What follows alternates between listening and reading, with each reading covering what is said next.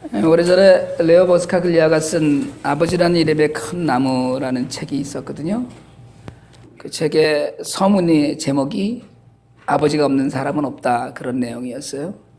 장애아 학교에 레오 버스카글리아가 수업 참관을 하러 갔는데 아이들 6명을 데려놓고 그 장애아 수업을 하려는 선생님이 지금 이제 시범 수업을 하는 거예요.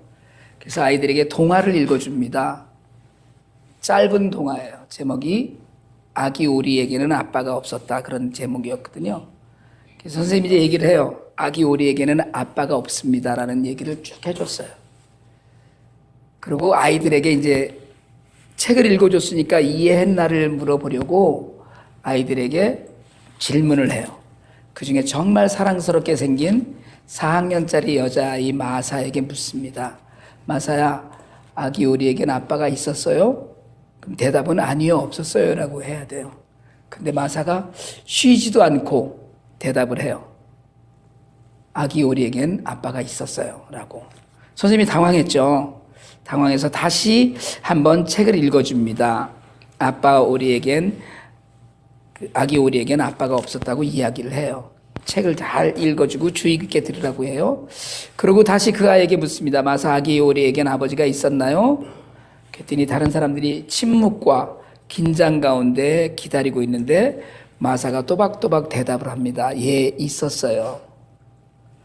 선생님이 속으로는 화가 나는데 참관 수업을 하고 있으니까 초조한 마음으로 아이를 이번에는 자기 무릎에 앉혀놓고 그리고 뺨을 댄 채로 애에게 책을 읽어줘요. 아기 오리에게는 아버지가 없었습니다 라고 딱딱 끊어서 읽어줍니다. 자, 아기 오리에게 아버지가 있었나요?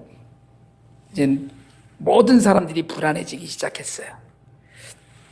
근데 마침내 고개를 숙이고 있던 마사가 대답을 합니다. 아기 오리에겐 아빠가 있었어요. 선생님이 드디어 자제력을 잃었어요. 난 너한테 정말 너무 실망을 했다. 주의 깊게 듣고 이야기를 해야 되는데 아기 오리에게 아버지가 없다고 몇 번이나 읽어주었는데 그렇게 대답을 하니라고 이야기를 했어요. 그 순간에 마사가 눈물을 주르륵 흘리면서 억지 울음을 참아가면서 이렇게 대답합니다. 선생님, 아버지가 없는 아이는 없어요. 참관단의 몇 분들이 아 하고 탄성을 터뜨리고 모든 사람들이 아이에게 미안해하는 것으로 그 책의 서문이 끝이 납니다. 아버지가 없는 사람은 아무도 없다는 건 진리거든요. 고아들에게도 아버지가 있습니다. 물론 돌아가셨을 수 있지만 오늘 이 자리에 앉아있는 우리 모두에게는 아버지가 있었습니다. 너무나 자주 있었던 사람이고 사실은 우리 흔히 그런 얘기 하거든요. 사랑이 그 안에서 혹이 된 사람. 제가 몇 년 전에 그 인순이 씨가 나는 가수에 나와서 아버지라는 노래를 부르는데 서두에 그런 얘기를 하더라고요. 아버지가 태산이었었는데 지금은 야트막한 둔덕이 되었다. 그렇게 이야기하더라고요. 사람의 인생에서 가장 큰 그림을 그릴 수 있도록 해준 분은 아버지입니다. 어려서부터 무지하게 커 보였던 사람. 그러나 자식이 장성하면 너무나 작아지는 사람. 아까 보셨듯이 자신의 꿈을 다 포기하고 가족을 위해서 오옥을 택할 수 있는 사람. 그리고 늘 자식에게 미안해하는 사람이 아버지입니다. 그런데 우리는 늘 그 아버지를 잊고 살아요. 오늘 우리가 읽은 본문, 제가 오늘 말씀을 해석하거나 길게 말씀드리지 않으려고 하는데 탕자의 비유로 너무나 우리에게 잘 알려진 이야기죠. 돈 많은 부잣집 둘째 아들이 자신의 몫의 유산을 미리 달라고 떼를 써서 그 돈을 받아서 큰 도시로 갑니다. 사실 그 돈을 달라고 그럴 때 이미 싹이 보이는 일이었거든요. 무슨 청운의 큰 뜻을 품고 벤처기업이라도 시작하겠다 이런 마음으로 돈을 뜯어서 도시로 간 게 아니었기 때문에 오직 방탕과 쾌락만을 쫓아간 거였어요. 그러니까 돈이 있을 때는 무수히 많은 사람들이 주변에 바글바글했습니다. 돈이 많을 때는 사람들이 다 내 곁에 머물고 싶어 했어요.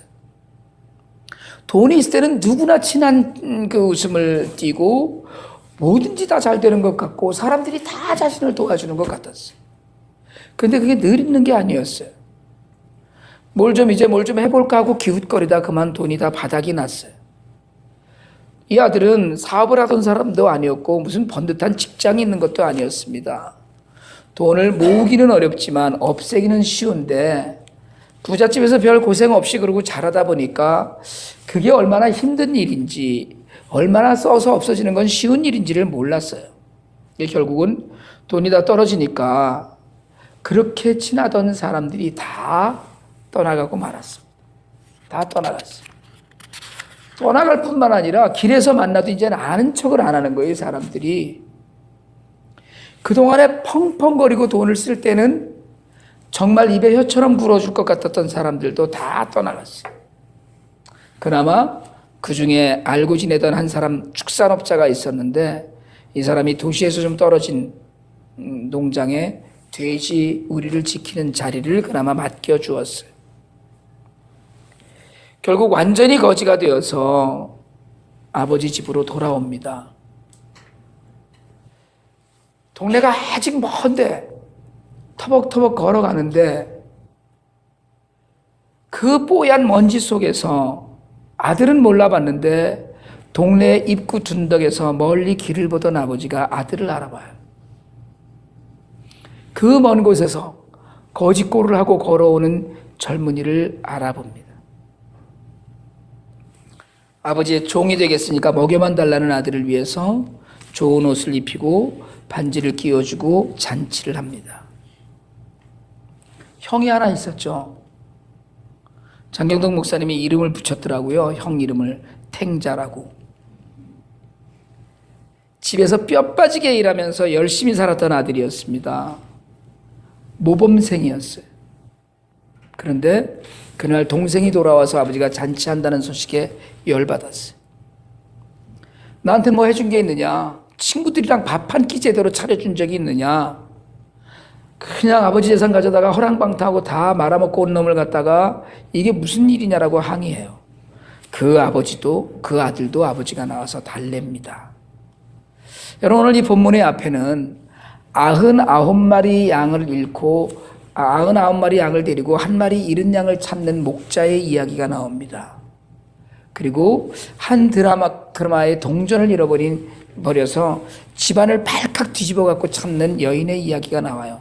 그리고 탕자의 이야기예요. 근데 탕자의 이야기에는 가족 이야기가 나오는데 어머니가 나오지 않습니다. 저는 가끔 그런 생각을 해요. 어머니가 있었다면 어머니는 보따리 싸들고 아들 찾아서 나섰을 것 같다는 생각이 들어요. 어머니의 사랑이에요, 이게. 어머니가 등장한다면 정말 그 아들을 어디서든 찾기 위해서 도시에 나가서 헤맸을 것 같다는 생각이 듭니다. 목자처럼, 그 말을 잃었던 여인처럼. 그런데 아버지죠. 아버지는 아들이 상처 속에서 커가는 걸 기다리고 있습니다. 목자와 여인은 잃은 것을 찾아 나서지만 아버지는 아들이 성장하기를 기다리세요. 어머니는 안타까워서 아들에게 무엇이라도 좀 더 해주고, 정말 그걸 우리가 수발된다고 하죠. 해주고 싶어 하지만 아버지는 기다려요. 주님은 우리를 찾아 나서기도 하시지만 오래오래 기다리기도 하십니다. 아버지는 우리가 자랄 때까지 우리를 기다려주는 존재예요. 그늘이 되어주고 때로는 자양분이 되어주고, 그래서 우리가 자라기를 기다려요.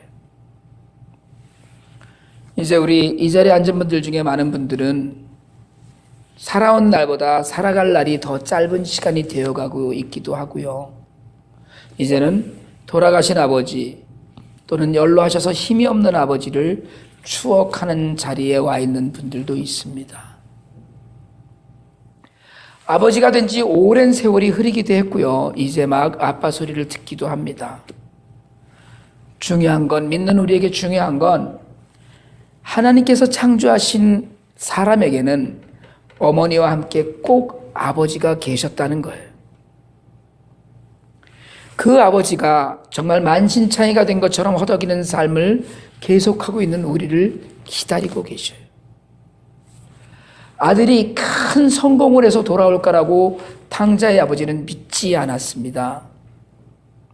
아들이 재산을 가지고 나가서 큰 돈을 불려올 거라고, 재벌이 되어서 돌아올 거라고, 금이 환영할 거라고 절대 믿지 않았어요. 그랬다면 그렇게 간절히 기다리지 않았을 겁니다.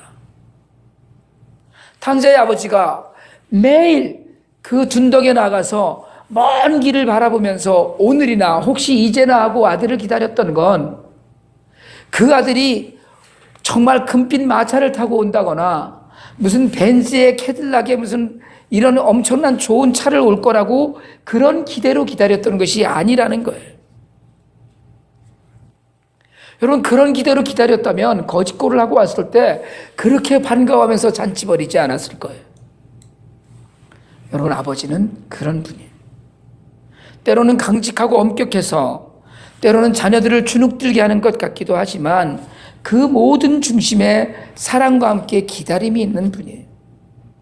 어머니가 혹은 무조건 사랑을 쏟아붓는 분이라면 아버지는 기다리고 기다리면서 돌아올 때 언제든지 잔치상을 차려줄 수 있는 분이에요. 어머니가 아들의 작은 상처와 실패에 함께 눈물을 흘려줄 수 있는 분이라면 아버지는 그 상처가 익어서 성장하기를 침묵으로 기다려줄 수 있는 분이에요. 여러분, 아버지가 없는 사람은 정말 없습니다. 그 아버지가 요즘 제대로 평가받지 못하고 평생을 헌신해도 열매를 맺기 어려운 환경이 오늘날입니다. 그래도 아버지들은 여전히 자식의 삶을 눈여겨보고 지켜보고 그러셔요. 하나님 아버지도 그렇습니다. 예수 그리스도의 십자가를 통해서 우리와 화해하기를 원하시고 우리의 죄를 씻어서 자녀를 삼으신 분이에요. 그 하나님 아버지는 늘 우리를 기다리고 계셔요. 여러분, 아버지 집을 떠나지 마시고 집을 나가지 마시길 바랍니다. 눈이 빠지게 동네 입구를 바라보면서 여전히 기다리실 아버지의 간절함을 기억하고 이제 집을 떠나지 않는 믿음의 결단이 우리에게 있길 원합니다. 그리고 혹 우리가 계획하고 생각한 것이 있어서 집을 떠났다면 돌아가야 돼요. 돌아와야 돼요. 스스로 돌이켜 아버지의 집에서 다시 그 사랑을 만나기 바랍니다. 오늘 아버지 주일입니다. 돌아가신 아버지도 계시고 아직 살아계신 분들도 계시고, 그리고 우리는 누군가의 아버지이며 앞으로 아버지가 될 사람들입니다. 저는 솔직하게 말씀드리자면 아이들을 키우면서 하나님 아버지의 마음을 깨닫기 시작했어요. 뭐라도 해주고 싶어하는 아버지를 알아가고 있습니다. 우리도 신실한 아버지가 되고, 사실은 마음껏 해줄 것이 없어서 그렇지 넘치는 사랑이 있는 부모들입니다. 그리고 그런 부모님을 우리가 모두 모시고 계셔요. 부디 오늘 하루라도 오래 기다리는 아버지를 기억하면서 하나님 아버지의 끝없는 사랑을 만나시기를 주님의 이름으로 축원합니다.